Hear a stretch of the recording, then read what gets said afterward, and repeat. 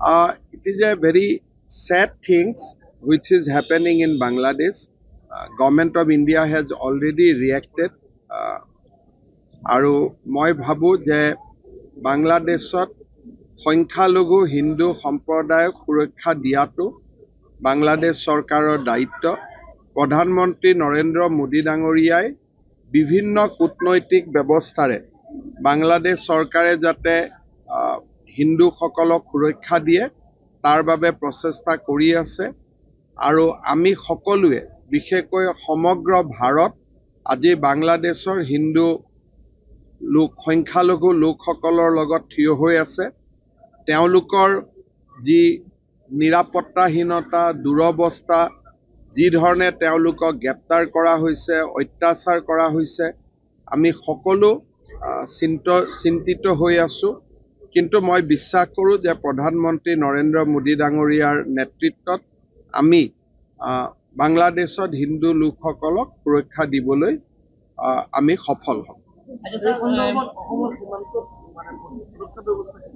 অসমৰ সীমান্ততো সুৰক্ষা ব্যৱস্থা কটকটীয়া হৈ আছে। কিন্তু আমি যি দেখি আছো যে অসমলৈকে যি আহিছে বাংলাদেশত থকা হিন্দু লোকটো অসমৰ ফালে অহা কোনো প্ৰমাণ আমি পোৱা নাই। কিন্তু ডেইলি যিখিনি মানুহক আমি ধৰি আছো ইয়ালৈকে আহোঁতে তাৰতো ফটোগ্ৰাফ টুইট মই সদায় দিয়ে থাকোঁ। আপোনালোকে দেখা পায়ে আছে কোন আহিছে কোন অহা নাই।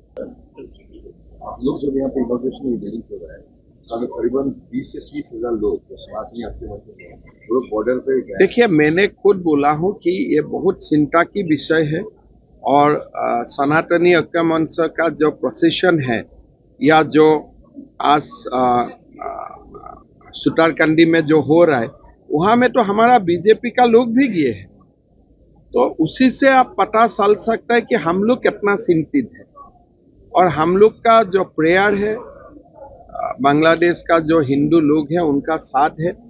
हम लोग चिंतित हूँ परेशान भी हूँ लेकिन मैं विश्वास करता हूँ कि मोदी जी कुछ ना कुछ हल निकाल ले। It is a very sad things which is happening in Bangladesh. Government of India has already reacted. আৰু মই ভাবো যে বাংলাদেশত সংখ্যালঘু হিন্দু সম্প্ৰদায়ক সুৰক্ষা দিয়াটো বাংলাদেশ চৰকাৰৰ দায়িত্ব। প্ৰধানমন্ত্ৰী নৰেন্দ্ৰ মোদী ডাঙৰীয়াই বিভিন্ন কূটনৈতিক ব্যৱস্থাৰে বাংলাদেশ চৰকাৰে যাতে হিন্দুসকলক সুৰক্ষা দিয়ে তাৰ বাবে প্ৰচেষ্টা কৰি আছে। আৰু আমি সকলোৱে বিশেষকৈ সমগ্ৰ ভাৰত আজি বাংলাদেশৰ হিন্দু সংখ্যালঘু লোকসকলৰ লগত থিয় হৈ আছে। তেওঁলোকৰ যি নিৰাপত্তাহীনতা দুৰৱস্থা যি ধৰণে তেওঁলোকক গ্ৰেপ্তাৰ কৰা হৈছে অত্যাচাৰ কৰা হৈছে আমি সকলো চিন্তিত হৈ আছো।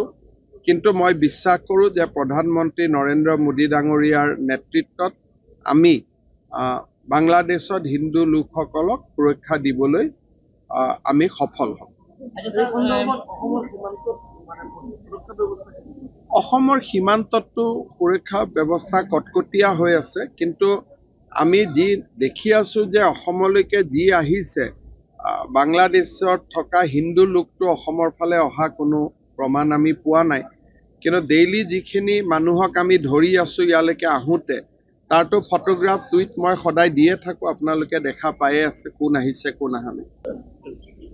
लोग जब यहाँ पे इनोग्रेशन इवेंट हो रहा है तो करीबन 20 से 30,000 लोग समाजी आपके वो बॉर्डर पे गए। देखिए मैंने खुद बोला हूँ कि ये बहुत चिंता की विषय है और सनातनी ऐक्य मंच का जो प्रोसेशन है या जो आज सुतारकंडी में जो हो रहा है वहाँ में तो हमारा बीजेपी का लोग भी गए हैं। तो उसी से आप पता चल सकता है कि हम लोग कितना चिंतित है। और हम लोग का जो प्रेयर है बांग्लादेश का जो हिंदू लोग हैं उनका साथ है। हम लोग चिंतित हूँ परेशान भी हूँ लेकिन मैं विश्वास करता हूँ कि मोदी जी कुछ ना कुछ हल निकाल ले। যিকোনো খবৰৰ বাবে যোগাযোগ কৰক 7099017330 অথবা 7099017990 নম্বৰত।